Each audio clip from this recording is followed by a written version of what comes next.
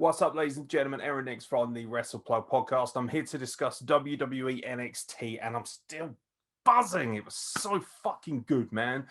WWE NXT kicks off with the Women's Dusty Classic. Kaden Carter and Kacy Catanzaro, everyone's favorite plucky little face team, versus what some people might look at as the favorites, Raquel Gonzalez and Dakota Kai. Gotta be honest, didn't enjoy this match as much as I was thinking I was going to. I love Dakota Kai, man, and I love Raquel Gonzalez. And botches happen, okay?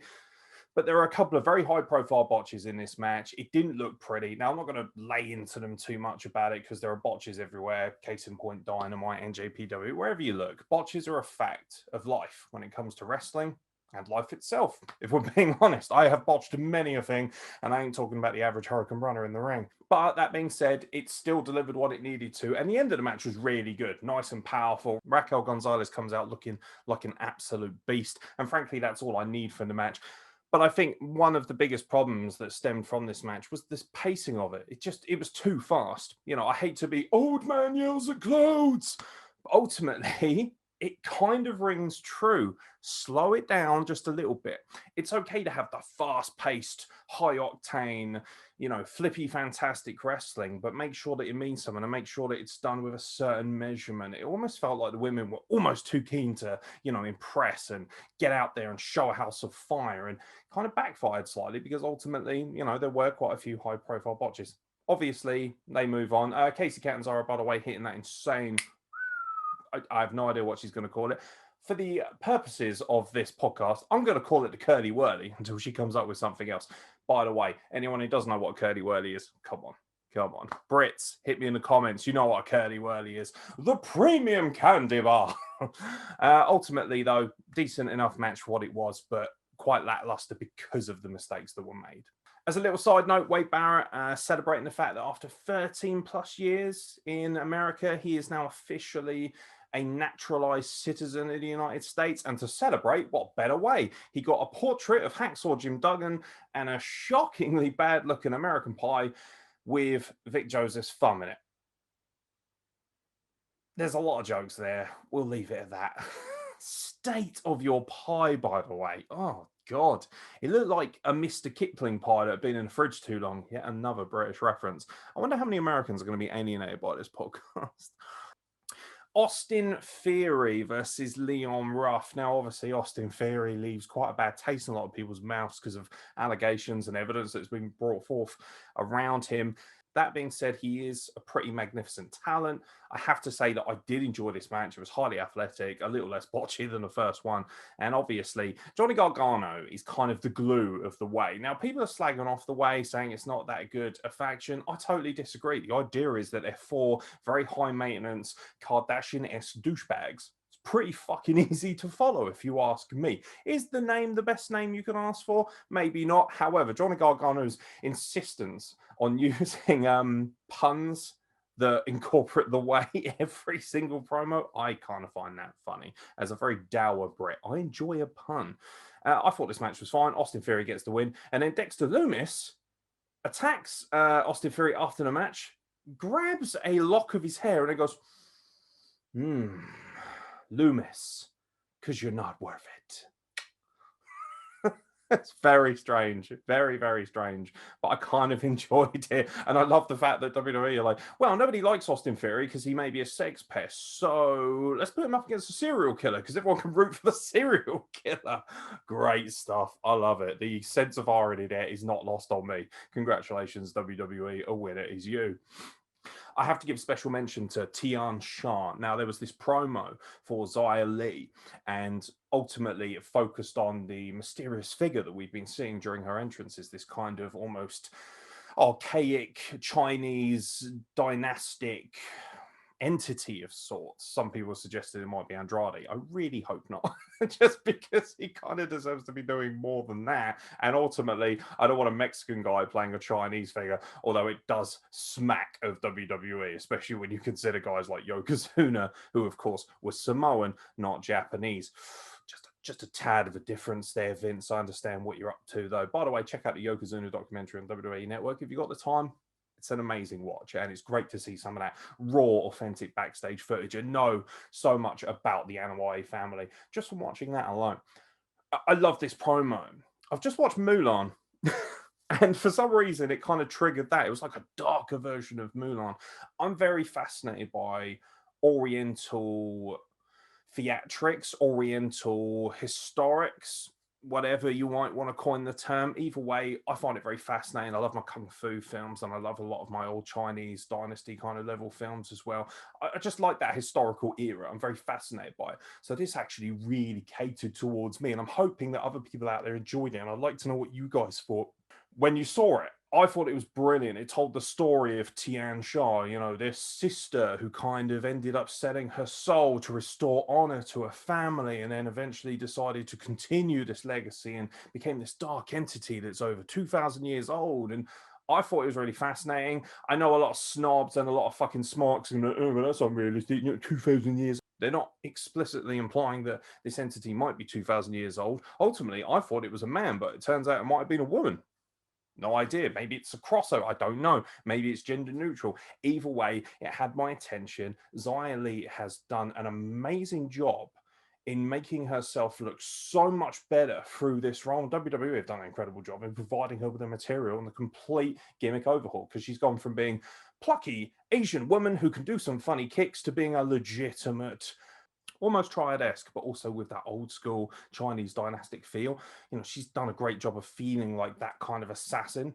Ultimately, the whole thing has been done really well, and she comes out of it looking like a real assassin, and I'm here for that content. Lovely. Speaking of content I'm here for, Legado del Fantasma, Suchusa, huge mark for Legado del Fantasma, and obviously led by the sexiest man alive. Yes, that's right, it's time for that man crush alert. Thank you very much. Santos Escobar. Whew, but we'll talk about him in a moment. Joaquin Wilde and Raul Mendoza versus the Lucha House Party. Lince Dorado, and of course, the King of the Ropes, Gran Metalik, who also loves a bit of a bot from time to time. Not quite on the Sin Cara level, it has to be said, though. This was fantastic. This was a clash of Lucha Libre styles. As soon as you say Lucha Libre, the smarks and the idiots who think they know better will tell you, oh, it's all about flipping and masks. No, actually, it's a lot more than that. Please go and watch Triple R. Please go and watch CMLL. There are so many different versions of Lucha Libre. And actually, a lot of the old style of Lucha Libre incorporates a lot of technical high flying, as you might see, but also a lot of technical ground-based work as well, which you may not necessarily see from certain people like Lucha House Party. What I liked is the fact that they use that as the premise for who's face and who's heel. You know, Lucha House Party, very flippy, very exciting, very high flying and colorful. And on the flip side of things, the more cartel-esque characters that are, of course, Legado del Fantasma, and the darkness of that, and the more technical ground-based assaulting that they use. But you also saw during the match, another slight botch ultimately, but still highly impressive to see, of course, the springboard backflip into the double DDT for Joaquin Wilde proves that obviously, even though you're suggesting that they do a more ground-based approach, they obviously have the ability to do so. And I've seen Joaquin Wilde when he was DJZ, and we all know how much of an incredible athlete he is. Same with Raul Mendoza as well. What's lovely is all four guys can do the styles that you want them to do, but they can also incorporate other facets of the original style. And I appreciate that. And it's Legado del Fantasma that move on, which is very, very, very good for business, and I'm pleased about that. And of course, they're going to be facing, I'll tell you what, the semi-finals look so good for this men's Dusty Classic. They're going to be facing in the semi-finals MSK. Mwah. All those little rascals. They come out, cut a promo, wasn't overly hot on it, I have to say. I've seen a lot better from these guys, but also we're not going to get the Treehouse stuff, that'll be from Impact, so I have to temper my expectations just a little bit, but I'm so excited about this match from a physical and from a high flying and from a technical standpoint. This has got everything you'd want. MSK versus Legado del Fantasma. I'm telling you now, if you miss this, you're going to be missing out on a bona fide match of the year candidate. It's going to be fucking fantastic. After this point, NXT just decided, I'm going to keep punching you in the mouth, Aaron. I'm going to keep hitting you in the face with what you want, and you're not going to be able to take a breath. And that's essentially how I felt for the last hour of the show. The second half of this show was on fire. Now, Pete Dunne had arrived earlier and said that he was not waiting any longer. He wanted Finn Balor. He comes out with my boys, Danny Burch, Oney Lorcan. Lads. I love how English this is. It's such a great British identity. Proof that wrestling is an international identity. Wrestling is an international language. It doesn't just have to cater to the American audience, and they don't. They cater to everybody when you watch this. There's something for everybody. If you honestly can't find something you like in WWE NXT, you're clearly not a wrestling fan. Sorry, you're just not. Pete Dunne comes out, cuts a very simple, short, succinct promo. That's what I love about Pete Dunne. Straight to the point. Get your ass out here, or I might break more fucking fingers. Out comes Finn Balor. Says, what you doing hiding behind these two little bitches? Then all of a sudden, before these two can get it on physically, Edge arrives in NXT. Oh. Goosebumps, mate. Goosebumps. If you didn't get goosebumps watching this, again, I question your validity as a wrestling fan. Edge comes down, and what he does, this product is amazing, regardless of whether Edge turns up or not. But with Edge coming down, bona fide Hall of Famer, world-class superstar, world-class wrestler, and of course, this year's Royal Rumble winner, that means he's got gravitas. When he comes out and he puts over both these guys, and he says those beautiful lines where he says, on the main roster, we put a lot of emphasis on the E in WWE, whereas over here, I've noticed that they put a lot more emphasis on the second W, which is wrestling. Mwah. It just gets it. Edge gets wrestling. That's why, for me, he's one of the greatest wrestlers to ever live. And then he goes on the mic and he tells us why we should love Finn Balor as much as we do, why we love Pete Dunne as much as we do. I love the fact Pete Dunne shrugs and he goes, yeah, I would have shrugged when I was your age too, kid. I love that stuff. Putting him over, but also reminding him, I'm the legend here. I know what I'm talking about. And even though you're a world-class superstar in your own right, you've still got a lot to learn about this business. But ultimately, not only does he put both of these guys over, he then says that he's intrigued by the NXT Championship, that he could see himself facing either of these guys for the NXT Championship at WrestleMania. What does that do for that belt? That belt already feels like a premium, high-level world title. Now, all of a sudden, it's on an extra level. The psychology behind the belt, not only does it make that important, but also makes the guys holding it important as well. And the fact that they're doing battle for a belt that the Royal Rumble winner could possibly challenge for, even though he most likely won't, that is fucking fantastic. And I love the fact that Edge is basically on a huge WWE tour right now. Next stop, SmackDown, to see the head of the table. Brilliant stuff by Edge. And we're not quite done with him either. Something that I really like about Impact Wrestling is their backstage stuff. I actually think that WWE NXT is doing the better stuff right now. Johnny Gargano's backstage with not Mackenzie. That's a different woman. He's like, oh, I like you. She's asking him questions and he's thinking, oh my God, good questions. I like you because you're not upsetting me. And then, of course, she says the magic K word. No, not knitting. Kushida. You're going to be facing Kushida at TakeOver because William Regal just told me. And he's like, what? You're lying? Fuck you. I love how fucking pissed off he was. He was just like, you're a liar. You're a filthy liar. Come on, you. Come on. I'm taking you to William Regal's office. Like, got her by the ear like some naughty child. He was like, right, we're going to the office. And then he looks at the camera. He's like, you too. Come on. Come and watch me get this troll fired. It's great stuff. Goes to William Regal's office. Door opens. There's Kushida. Instantaneously, I'm thinking, holy shit. Another Japanese wrestler in an office. And also he says, oh, do you have an appointment? I thought, are you his secretary? Tajiri reference. The nostalgia is strong with this product, isn't it? It's just like, oh, I love that. I love that so much because who didn't love Tajiri and William Regal back in the day? Particularly when Chris Jericho pissed in William Regal's tea. Oh, how times have changed. Or not so much in the case of NXT. Kushida and Johnny Gargano get into it. Gargano looks like he's picked up an arm injury, but obviously these two are going to be confirmed for NXT TakeOver Vengeance Day, which is going to be the next takeover in a couple of weeks. And oh my God, am I so excited because not only do we get that confirmed, we've got Balor versus Dunne confirmed for the NXT Championship. We will also have a triple threat involving Io Shirai, Toni Storm, and Mercedes Martinez for the NXT Women's Championship. Oh, I'm sorry. That combined with both Dusty Classic finals, this could genuinely be the pay-per-view of the year. And I just watched the Rumble and thought it was fucking fantastic. This looks fantastic. And speaking of those three women, by the way, they got into it in the next segment. Now, we were supposed to get Toni Storm versus Jessie Kamea. Not only is she beautiful, but she's also highly capable in the ring. But we didn't really get to see much of that because ultimately Mercedes Martinez goes, yo, I fancy me a fight. And all of a sudden it just breaks down. And I love this. Io Shirai walks down and you think, okay, they're going to get it on triple threat style right now. No waiting until a takeover. And Io Shirai just gets up on the ropes, just crosses her legs looking so fine, by the way. And she's just looking at him going, yes, puppets, dance for me. I love that. I love that. And obviously, after delivering her infamous moonsault to the outside, she's the one standing aloft as your NXT champion. And I'm so excited for this rivalry. This is three of the best women's wrestlers in the world. I hate to hark on about it, Tony Khan, but this is how you book women's wrestling, you sweaty little dweeb.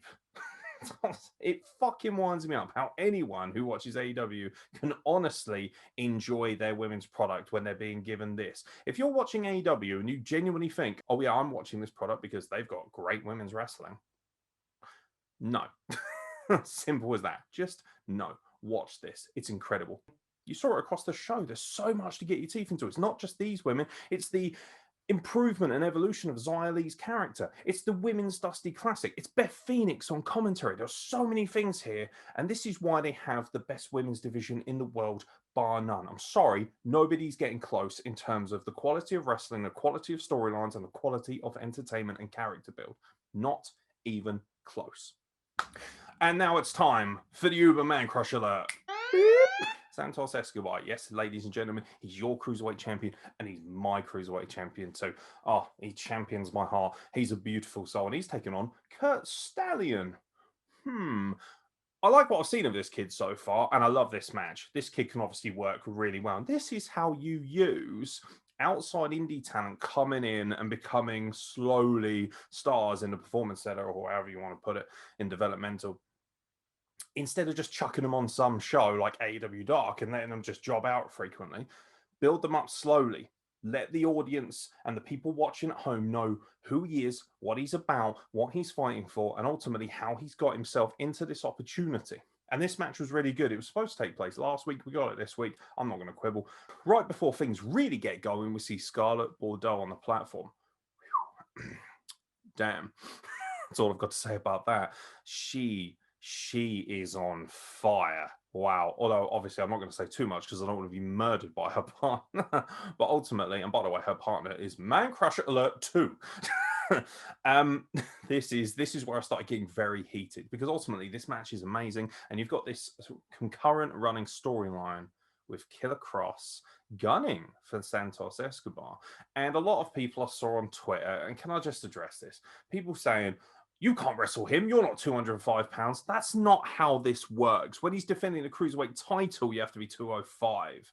It's not what. So because he's a Cruiserweight champion, he's not allowed to wrestle other people. Please go back and watch WCW and watch Rey Mysterio mixing up with the big boys. Yeah, you're welcome. Seriously, people have such a short fucking memory for this stuff. And also, let's not forget that Santos Escobar has name dropped Killer Cross and has been kind of making jibes at him from across the room for some time in his promos. Little subtle intricacies about this. And I like this. It's up to us as viewers to watch this and kind of decode what's going on. Don't insult my intelligence. They don't. They're like, hey, you know that he's been talking shit about him. And now the chickens have come home to roost. TikTok, baby. Killer Cross comes down after Santos Escobar retains his Cruiserweight Championship rather handily in the end. He absolutely murders his two goons. Poor old Wilder Mendoza, fed to the rabid animal that is Killer Cross. And then Cross gets in the ring. And I love this. Instead of putting a live microphone in front of him and making it feel too hokey and a bit fake, instead, the camera just gets up close so you can hear him say, you're going to have an opportunity now. I'm going to give you the gift of time, but it's a double-edged sword. And I love that. The stare down. And what I loved most is the fact that Santos Escobar knows that he is a credible, dangerous threat. He knows that he is one of the best champions in WWE. So he doesn't immediately just shit his pants and run off. No, he's actually staring him down like, please, motherfucker, look at me. Because ultimately, if he's portraying a kind of pseudo cartel-esque character, of course he's not going to back down just because this guy's bigger than him. I love that. He slowly kind of skulks away as the heel should do in this scenario, even though Killer Cross is very much a tweener, I suppose. And we're left with this intriguing and enticing matchup. And I think from a wrestling standpoint, this is going to be world class. And I'd just like to point out as well, Killer Cross spent a lot of time working in Mexico for AAA alongside Scarlett Bordeaux when they were in Impact and also when they were leaving Impact as well. I think that's really going to lend itself well. That kind of experience can only really lend itself well to this scenario because ultimately Killer Cross is going to have a handle on how to work with a more lucha libre starred athlete like Santos Escobar. I'm so excited about this rivalry. I really am. Now, ultimately, after this, I thought, oh, I want this so fucking bad. They're giving me so many things I want. Oh my God, I want Killer Cross versus Escobar now. And then Edge is leaving via the car park, and you're thinking, oh God, it's that car park. And anyone who's seen Malcolm Bivens and his brilliant little tweet that he put out this lovely little social media response about the car park and how it's a dangerous place for people to be in NXT. Edge walks out, some interviewer tries to clobber him and try and get a scoop as to whether he'll challenge for the NXT Championship. And before he even really gets a chance to speak properly, up comes Karrion Kross. He's in his face. Killer Cross, Karrion Kross, my apologies. Karrion Kross comes strolling up to him and he is just glaring at him. And Edge is a big lad himself, so there's just these two whopper units staring at each other. I'm like, oh my God, I'm freaking out because ultimately, as a mark and somebody who doesn't want to stare at the dirt sheets all the time, the thought and the enticement of these two, the enticing thought of Karrion Kross versus Edge possibly down the line.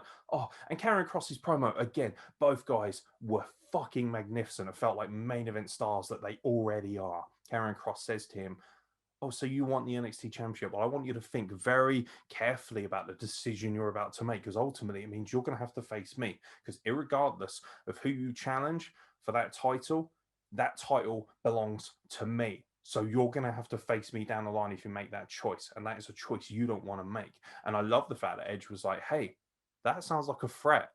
Obviously, I'm paraphrasing, but Edge essentially says, that sounds like a threat. And when you threaten me, there's a very good chance I might come back here. And that's great because I think this really helps bolster what is already an amazing product and it has so much more legitimacy and authenticity having Edge come out. And I love the fact that Edge didn't just come strolling out first segment. I saw somebody make a really good tweet. My apologies, I didn't pick up the tag. I was just kind of scrolling through and I saw it. They said that why would Edge come out first orders? This is a show that's all about the talent that's already there. He came out and added something to the product when he was needed. He didn't come out and just completely take over and show off what he had to do. And I love that. He essentially was on NXT to help bolster everyone around him and not himself. That's fucking fantastic. That's what the best wrestlers in the world always do. Please take note. And ultimately, we end with the talent. Undisputed Era versus Timothy Thatcher and Tommaso Ciampa in the Dusty Classic quarterfinals. Oh, physical, violent, technical, smash mouth. Not to mention it had bona fide world superstars in it. Adam Cole and Tommaso Ciampa just feel like next level, huge main roster talents. How much longer can NXT hold on to them before somebody eventually realizes, wow, these guys can make a lot of money on Raw and SmackDown? I'm happy though because they're right here. This match was great. Roderick Strong and Timothy Thatcher also lent themselves very well to this match and should not be undercut in any sense. I thought this was great, fluid, great technical wrestling. Some of the matches beforehand had some botches. This was pretty much as clean as you could ask for and a main event worthy of that name. It was fantastic. And the big upset here is the fact that the Undisputed Era are out. Yeah. Tommaso Ciampa, after Timothy Thatcher essentially sacrifices himself to Roderick Strong, Tommaso Ciampa gets one up on him, boom, gets the pin, and out of nowhere, they're moving on to the semi-finals where they're going to face my boys, GYV. And even though I love Ciampa and Thatcher, sorry boys, you're going to have to get out of the way because GYV, this is their year. Soon to be recognized as Dusty Classic winners. Sorry, my Scouse accent's atrocious, but you get the point. Either way, next week, GYV versus Thatcher and Ciampa. Mwah. What that means is I'm guaranteed to be watching this live. I have a choice as to what I can watch live. I don't think Dynamite's necessarily that bad, but I'm sorry, when you're giving me this level of quality with this kind of star power and this quality of wrestling matches, there's only one place I want to spend more Wednesday nights, and that's WWE NXT. If you watched it, let me know what you think. If you haven't watched it, but you're intrigued, also let me know what you think. There's a comment section down there for a reason, and ultimately, I want to know what you guys think. Let me know as well what you guys think we can do with these videos. Do you like the Titantron? Do you like the graphics? Do you like the setup? Do you like seeing my ugly mug? Would you rather not see my face? Ultimately, let me know. Interact with the podcast at WrestlePlug, WrestlePlug@gmail.com, or across all social media platforms. And of course, you can just leave a comment below. But most importantly, please continue to like, subscribe. Obviously, hit the bell icon so you can get notifications of our content going forward. And I will catch you very soon for more content from the WrestlePlug.